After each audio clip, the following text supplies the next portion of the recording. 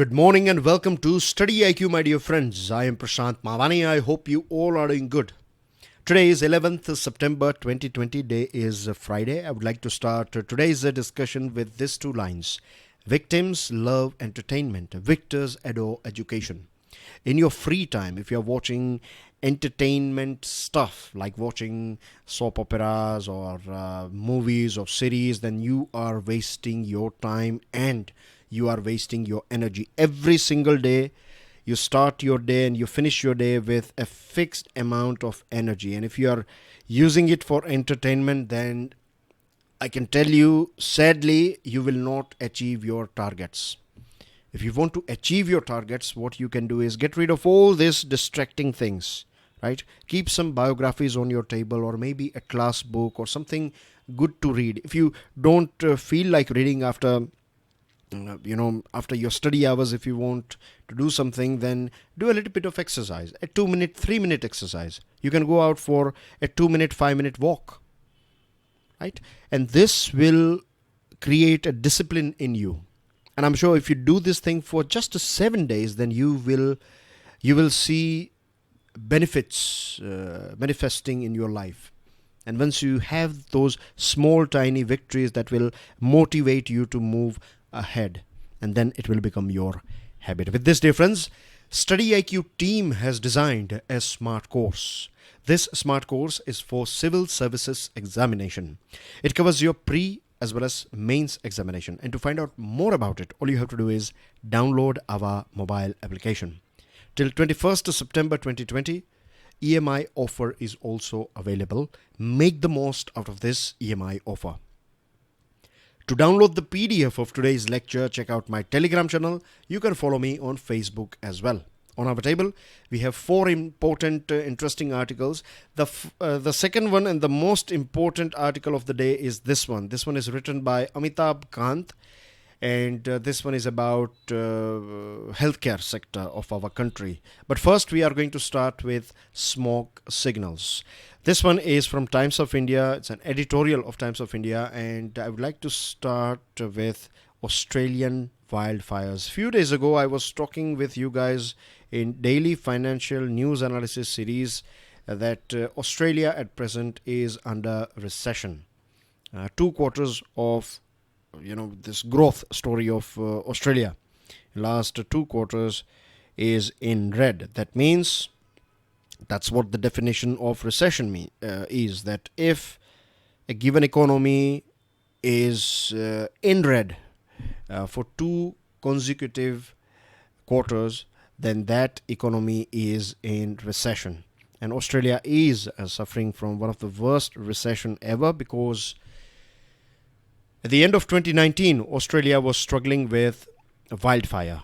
And after this end of wildfire, Australia was struggling, or even today struggling, with COVID-19. So roughly speaking, this full year, a few months of 2019 and till now, things are not that great in Australia. And because of that thing, Australia is suffering from this recession. Economy is one thing. At present, if you see this picture, right? This picture is from USA, California to be precise. And USA as well is struggling with wildfire. And these things are getting more and more severe. Frequency as well as severity of these things are going up, not just in USA or in Australia, but this is happening around the world. Globally, we can see in many cities, like if we talk about our country, India, then pollution level is going up. Heat waves, right? We find there was a time, I still remember, heat wave was not lethal. And even if people used to die of a heat wave, the numbers were in, single digit. And I'm talking about around the country, right? Single digit number. But nowadays, from last few years, we find that heat wave is killing more than 100 people in our country. Same thing goes with droughts, severe droughts. The droughts are getting more and more drier. Floods are getting more and more, we find water and too much of water, rainstorms in various different cities and various different parts of our country. And not just in our country, as I told you, this story is similar in various different parts of our planet Earth. Everything is happening because of climate change, and we human beings have destroyed our environment, and we are paying price for it. But the sad thing is that this frequency that I was talking about has gone up to such an extent. See, back in 2018, California wildfire was, it damaged some 2 million acres. Amazon 2019, 2.2. Siberian wildfires, 6.7. But see, Australian wildfires, 12 million acres. If you, if you add all these three figures, then as well, this figure is bigger. One country in few months' time, 12 million acres of wildfire. Can you imagine the damage and how much carbon dioxide or greenhouse gases are emitted, and how much it will impact this overall global climate change? That is something that is beyond our imagination, isn't it? And it is very bleak as well as horrid as well. The more severe these things will get, the more costlier recovery cycle will become. And zoonotic diseases are now, you can see, if you see last 2 decades, the COVID-19 is the latest one, but in last 2 decades we have seen this zoonotic transfer. Zoonotic means those viruses, those bacteria, those diseases that were in wild animals or in their world, now they are entering human world, and they are destroying our economy and destroying our way of living and everything. Again, the main reason is climate change. Because of climate change, so many species have vanished forever. They are extinct forever, and those layers, those protection layers, are having holes in it, and they can easily enter into our world. So is there any way out? Yes, there is a way out, and the only way out is global cooperation. And when I say global cooperation, I'm not just talking about United Nations looking after everything. Each and every individual, right? If you are consuming plastic, then you have to be careful about it. If you are throwing plastic here and there, then you are responsible for this. We have to understand this thing, that whatever we do as an individual, right, that will make a difference. Just imagine if every single person on this earth, let's say just for 24 hours, if we don't use anything that is not recycle, that we cannot recycle, if we don't use plastic for one day, if we don't throw litter here and there for one day, if we make sure that we are segregating this waste product from our household or from our offices, if we make sure that we don't use paper, or if we just for one day, if we make sure that we use vehicles that are more green or totally green, or we consume energy that is coming from renewable sources, then just for one day if we can do it, then that will also, I'm sure, right, if we do a proper calculation on this thing, then we can find a big difference. We will see a big positive change. So just imagine if every single human being on this planet for one whole year, if we do our best to protect our environment, then I'm sure in 1 year's time we can see a big change. Because the thing is, we are not that far from that tipping point. Now, tipping point, let me throw some light on what tipping point is all about. So let's say this is a graph here, and this is a line, or you can say this is a tipping point area. So if you are growing, or if something is getting bigger and bigger, let's say pollution, right, then a time will come when you will hit this tipping point. So once you cross this, or once you hit this quantity, then you enter into a zone where things will go or in this direction, right? You will see a sort of a vertical climb rather than an incremental climb. Things will skyrocket. So 2 degrees Celsius, scientists are saying that 2 degrees Celsius global average temperature is a tipping point. Once we will cross this 2 degrees Celsius global average temperature, then temperature will boost up, global average temperature will boost up, and that will destroy so many things on our planet. And this, can you imagine if Himalayas, right, if they lose their snow, we'll see big floods for a few years, and after that we'll see drought in this region. That will impact our food production, that will impact so many things. I can go on and on for hours and hours. And I'm sure if you analyze this thing, if you connect all these things, then there are so many things that you can also connect for sure. So if you ask me personally, I would say that the only solution that I can see is individual awareness, individual action, right? And then we can create, if we take action, and then if we find that government is not doing its job very well, then we can always create pressure on government to do much more for protecting our environment. Government is doing it, but still, and I'm not just talking about Indian government, I'm talking about each and every government around the world. They are not doing enough. We are still punching below our capacity. So that's basically everything. Now let's move on. Before we move on, dear friends, thank you very much to all those students who are spreading word of mouth about StudyIQ. As far as figures are concerned, I will share one interesting article with you guys, and I want you guys to go through it, and it will tell you how this company or organization or a family, StudyIQ, the things that we have achieved in a very limited budget, and that is because of leadership, because of our commitment to quality, and of course all these things are working because of your support. So as a channel director, I personally, as well as from my whole team, I thank all of you for your love, support and care. Please do carry on spreading word of mouth about StudyIQ. I'm sure you are doing this thing because you strongly believe in the quality that we are delivering on regular basis. So do inform 3 more students about StudyIQ. And as far as this series is concerned, if you like today's lecture, hit the like button and share this lecture with other students as well.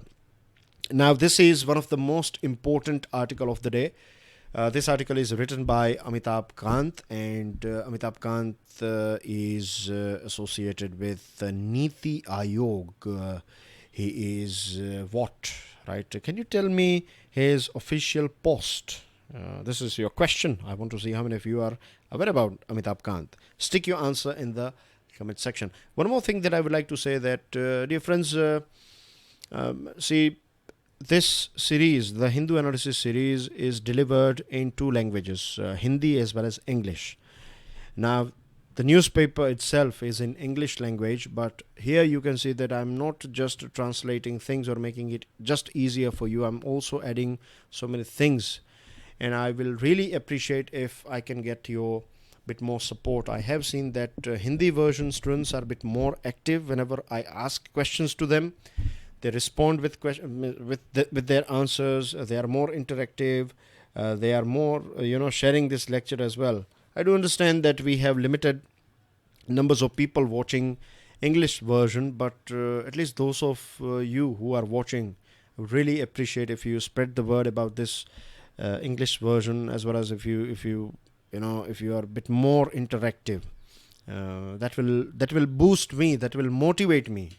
From last few days or few weeks, I'm feeling like it's a sort of one-way street. Like I'm delivering things, but in return, there are only a few, 3, 4, 5 students who are responding with their answers or their comments or their interactions. So think about it, right? Okay. So next driver of growth, one of the most important thing that we can do in our country. Of course, we know we are suffering from a very tough time, and we want to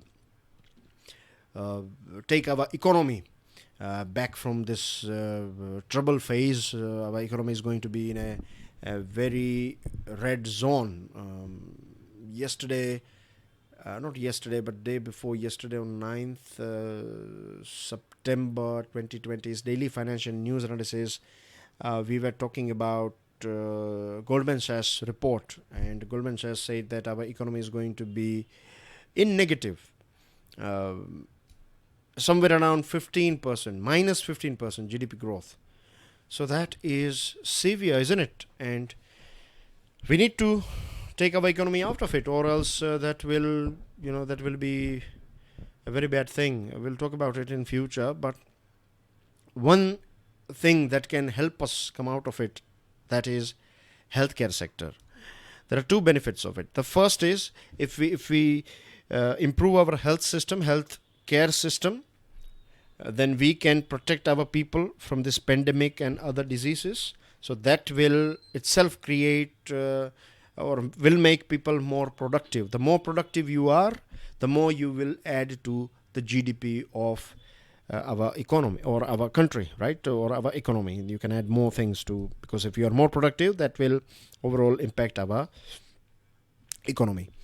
And the second thing is there are so many things that we can do. Infrastructure, we can create huge amount. There is a big area where we can boost infrastructure, healthcare infrastructure. Investment is required. There are so many people, we can train them. So it can create more jobs, it can create more infrastructure and so many things. So if we just focus, I'm not saying just this one, but this healthcare system or healthcare sector is a sector that can create a huge positive impact health-wise as well as growth-wise.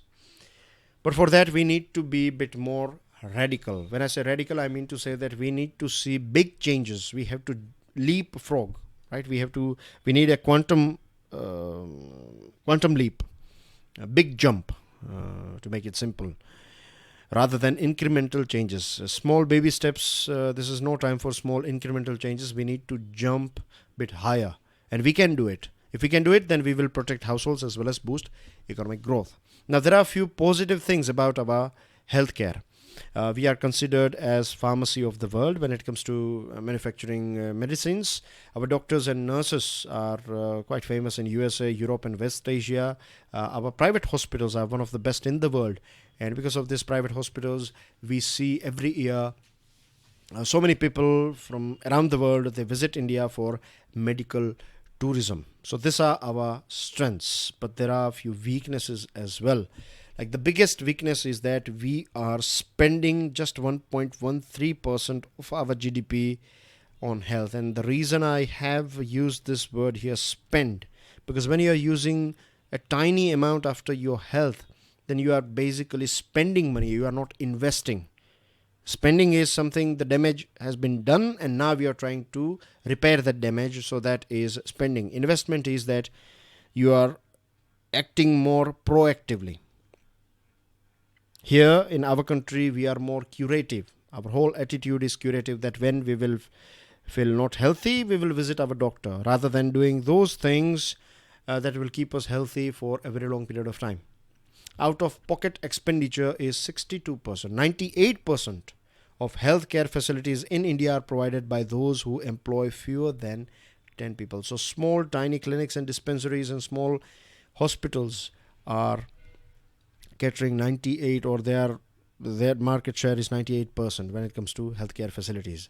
There are studies, so many studies have proved this thing, that if a country has a good or strong primary healthcare, then we can achieve better health outcomes, and the cost of care will also drop down, because for people as well as for country. Because if, let's say, you are suffering from a particular disease, and if you visit a primary healthcare and if you get all the facilities, then you don't have to go to secondary or tertiary stage. This will save money for that individual, for the country, right? And people will be more productive. In many cases, this will be in our favor. The government has announced that under this Ayushman Bharat scheme, 150,000 health and wellness centers will be opened by 2022. That is a very ambitious as well as good target. The only thing I want is good quality, right? And if we can achieve that thing, then that will be a big game changer for our country. As I have already told you that at present we are a bit more curative, right? We need to change this attitude and become a bit more proactive or preventive, right? Preventive side of healthcare we need to work on, so that less people will get less ill. The healthcare system is fragmented with focus on disease-centric programs rather than integration of. These are all our weaknesses, right? And once we know our weaknesses, we can repair them. And we need to strengthen district as well as sub-district hospitals. The quality of district as well as sub-district hospitals are not up to the mark. So huge opportunities here, infrastructure development, training people, and this will create more jobs and more economic transactions. Then we have a shortage of qualified doctors in our country. If you see, global average is 1.72 is to 1,000. WHO recommends that in every 1,000 people, you need to have one doctor at least. In our country, it is 0.7 is to 1,000. One of the main reason why we have less doctors is because the cost of producing a doctor is one of the highest in our country. India has the cost of producing a doctor is highest in our country, in India. And the core reason is that medical seats, that many medical seats are not available. Can you imagine that if you want to open a medical college with a capacity of 150 seats, then you need 250 crore capital expenditure. So naturally, the cost of education is going to be much higher. So not everyone can afford it, and we are not able to create that many doctors because of this thing. So when you rationalize this cost, it cannot be this much high. We need widespread opening of medical schools across districts throughout the country. And if we have, just imagine if we have some roughly 700 districts in our country, and if we can have one medical school in every district, then more local kids will join this, local students will join this local medical schools, and there are chances that once they have done with their studies and training and everything, they will work in that district. So that will create more doctors in every district. So rather than we are saying this scenario that in few big urban areas or urban cities, big cities, we find so many doctors. In rural areas and other towns, we don't find that many doctors or good doctors. So this will create a balance of doctors in our country. There are 22 times more engineers than doctors in India. Self-styled doctors without any formal training provide 75% of primary care visits. Major surge in non-communicable diseases has gone up as well. We see blood pressure and diabetes, obesity, and so many other diseases are quite common in our country. Mental health is a big issue these days, and there are so many nurses, right? They are trained, they have work experience in countries like UK, Thailand. There are other African countries. What they do is that they will elevate those nurses to do doctor's job at primary level.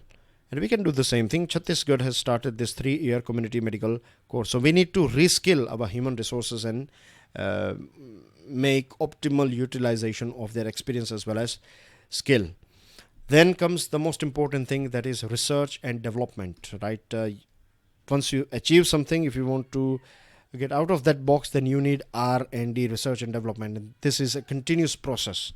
So if we can carry on doing R&D, then we'll find more good or new ways of diagnostics, drug molecules, therapies, morbidity, surveillance of disease.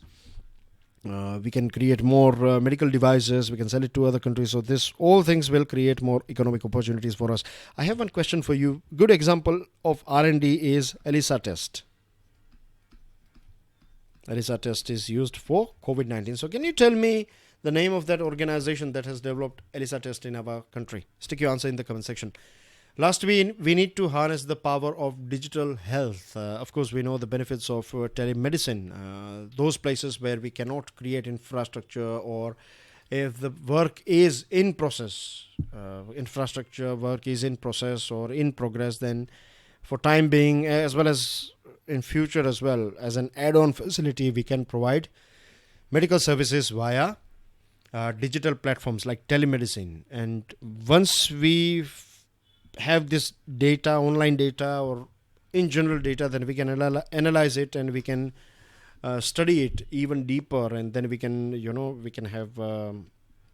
forecast diseases and other things, and this can help us in planning and everything.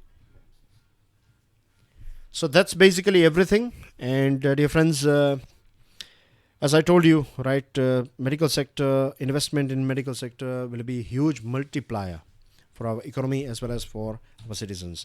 Moving on to next item. This one is about China. Now, this is very strange. What China did to control population. Basically, the main reason was not to control population, but to increase per capita income. Let's say if you are a family of 4, and if your family's monthly income is 10,000 rupees, so if you divide it between these 4 family members, then everyone will get around 2,500, isn't it? Now, if you want to increase per head distribution of money, what you will do is you will earn, generally what we think is to earn more money. If you earn 20,000, then everyone will get 5,000 rupees each. Rather than that, what China did, China started eliminating in the sense that if you have just 2 people in one family, then you will have 5,000 each, and that will look bit good. You know the whole game. So that's what they did, and they did this thing via controlling this, one child. They rolled out this one child policy. So it was looking good on papers, but now we find that this one child policy has been a big disaster for China. Average birth rate in China has fallen to 1.6 births per woman. If you compare it with India, in India our average birth rate is 2.24. USA is 1.77, and this China's rate is much less than the population replacement rate, that is 2.1. So what is happening in China is that more people are getting older, new fresh blood is not getting added to the society as well as the economy.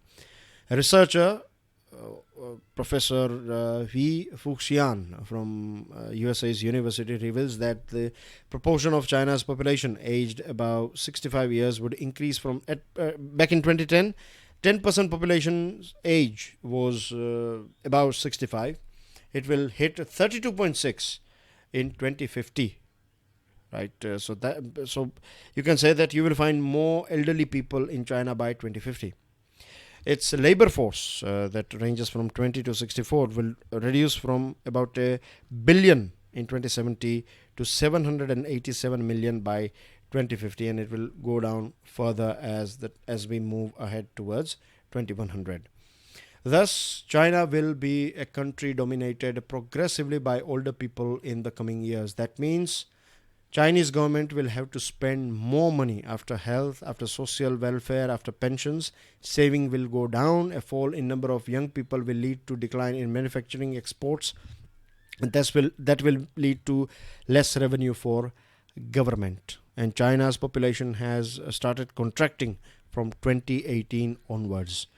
See, in China, we know that China has achieved a huge amount of growth, no doubt about it. But the main reason was government's investment or government's spending. If you see other countries like Singapore, USA, Japan, there was a time when they were populated based on their size.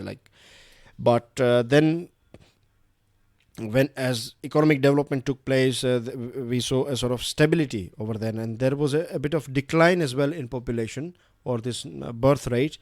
But that was okay, because these countries, what they have done is, as the population has gone down, their total factor productivity growth has gone up. So individuals are more productive compared to a country like China.